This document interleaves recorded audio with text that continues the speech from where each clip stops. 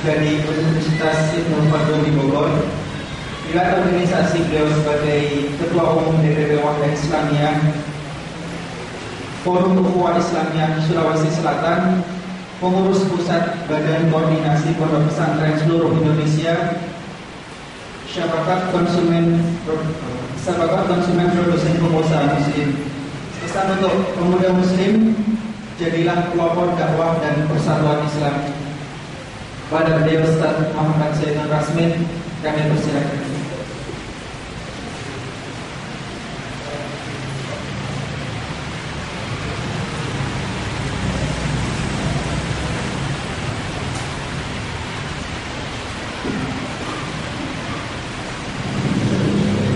Bismillahirrahmanirrahim. Assalamualaikum warahmatullahi wabarakatuh. Alhamdulillah wahdah, wassalatu wassalamu ala man la nabiyya ba'dah, wa ala alihi wa ashabihi wa wala, wa la hawla wa la quwwata illa billah.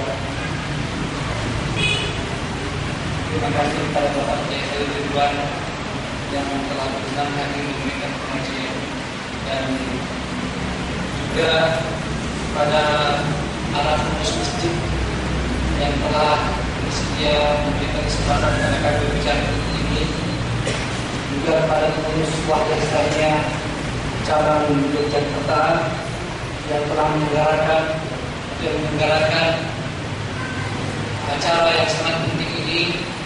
Dan saya sebagai Ketua Umum Wahda Islamiyah menyampaikan apresiasi secara khusus dan rasa syukur kepada Allah SWT atas apa yang dilaksanakan ini, dan mudah-mudahan bisa menjadi contoh buat cabang-cabang lainnya. Sebab saya dapat informasi dalam acara ini juga diundang hampir semua ormas-ormas Islam yang ada di Yogyakarta.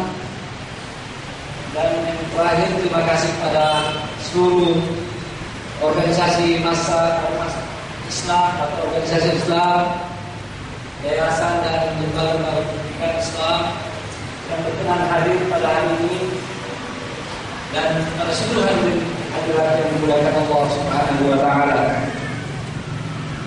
Sedikit komentar tentang masjid ini.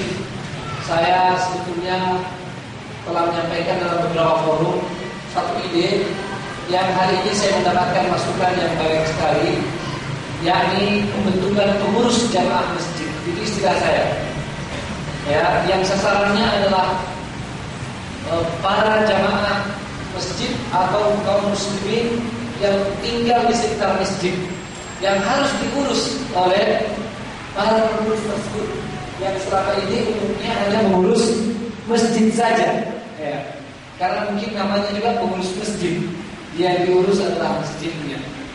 Nah, saya tidak akan membicarakan itu, suatu waktu juga sangat terbatas, tapi ide ini mudah-mudahan dapat dikembangkan, terutama oleh Wahda Islamiyah, khususnya di Yogyakarta. Bagaimana kita mendorong agar setiap masjid terbentuk pengurus yang mau mengurus jamaah masjid. Ya, tentu saja di samping mengurus masjid itu sendiri. Ya, sebab masjid lebih penting adalah jamaahnya. Yang zaman Nabi SAW masjid terbuat dari kayu, dari rumah-rumah, tapi penuh dengan hidayah dan bisa menjadi pusat pembinaan pendidikan umat manusia, menjadi pusat kebudayaan bagi umat manusia dan Islam di seluruh dunia saat ini. Nah, mudah-mudahan ini dapat kita wujudkan, dan tidak ada salahnya kita mengambil pelajaran dari masjid ini. Ya, kita harus siap mengambil pelajaran dari saudara-saudara kita. Al-mu'minu lil akhi. Ya, apalagi kalau berangkat dari al-hikmatu qawlatul mu'min, ay qawlaha qawlaha biha. Saya tidak malu-malu untuk mengatakan bahwa saya ingin mempelajari sistem yang telah dilakukan di masjid ini. Mudah-mudahan dapat kita terapkan di berbagai tempat di Indonesia. Kemudian untuk materi hari ini, saya diminta menyajikan materi tentang ukhuwah Islamiyah. Saya lengkapkan judulnya, sebab saya diminta judulnya ukhuwah Islamiyah saja. Islamiyah menuju kejayaan umat. Sebab ukhuwah Islamiyah begitu penting, sangat urgen dan banyak sekali manfaatnya. Nah, salah satu yang perlu kita tonjolkan pada zaman ini adalah ukhuwah Islamiyah yang dapat menjadi jembatan emas menuju kejayaan Islam, kejayaan kaum muslimin.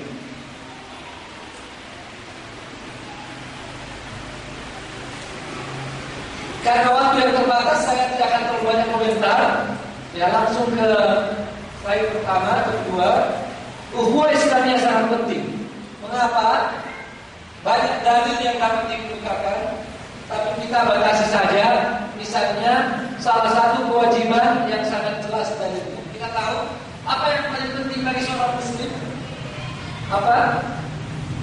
Sesuatu yang diwajibkan oleh Allah Subhanahu wa Ta'ala. Bukan begitu, Pak? Kan dalam hadis qudsi disebutkan tidak ada yang paling dicintai oleh Allah Subhanahu wa Ta'ala bagi hamba-hambanya lebih dari apa yang telah diwajibkan atas hamba-hambanya. Karena itu betapa tingginya nilai salat sunnah, dan ini kita kadang-kadang keliru. Misalnya membaca hadis tentang sunnah, bahwa seseorang yang selalu menjaga ibadah sunnah nanti akan menjadi wali Allah. Betul itu hadis. Ya, itu hadis qudsi yang sahih. Tetapi awal dari hadis itu ya adalah tidak ada sesuatu yang paling dicintai oleh Allah Subhanahu wa Ta'ala atas hamba-hambanya lebih daripada apa yang telah diwajibkan Allah atas mereka. Jangan kita lupa. Karenanya ukhuwah Islam ini sangat penting karena dia diwajibkan oleh Allah Subhanahu wa Ta'ala. Dan itu jelas dari Quran dan hadis. Tentu bagi para jamaah di sini tidak perlu saya sebutkan satu persatu, nanti dikira menggurui. Ya, sebab dia sudah maklum. Misalnya firman Allah Subhanahu wa Ta'ala, wa'tasimu bihablillahi jami'an wa la tafarraqu. Yang lain, innamal mu'minuna ikhwah, dan seterusnya dan seterusnya. Juga dalam hadis Nabi sallallahu alaihi wasallam, beliau memerintahkan kita alaikum bil jamaah, dan seterusnya. Ya, al-muslim akhul muslim, dan masih banyak lagi. Kemudian sebab masuk surga, hadis yang sangat populer juga, la tadkhulul jannata hatta tu'minu wa la tu'minu hatta tahabbu. Hadis sahih. Ya, kalian tidak akan masuk surga sampai benar-benar beriman, dan tidak akan benar-benar beriman kecuali saling mencintai. Begitu satu dua. Ini yang kedua. Yang ketiga, dia sebab kebahagiaan dunia. Ya, kita sama mengetahui bahwa salah satu kebahagiaan dunia ini, bahkan mungkin dia adalah yang kedua setelah iman. Ya. Dia yang kedua setelah iman. Sebab kebahagiaan dunia ini, salah satu sebab kebahagiaan adalah ketika kita dapat mencintai dan dicintai. Ketika kita merasa ada saudara dan kita merasa orang menganggap kita sebagai saudara. Memang di zaman ini kurang dipahami makna itu, karena kita hidup di zaman materialistis. Orang yang menyangka kebahagiaan itu selalu pada hal-hal yang sifatnya materi. Tapi dahulu orang ketika kaum muslimin hidup dengan penuh ukhuwah, maka setelah iman yang mereka anggap kebahagiaan adalah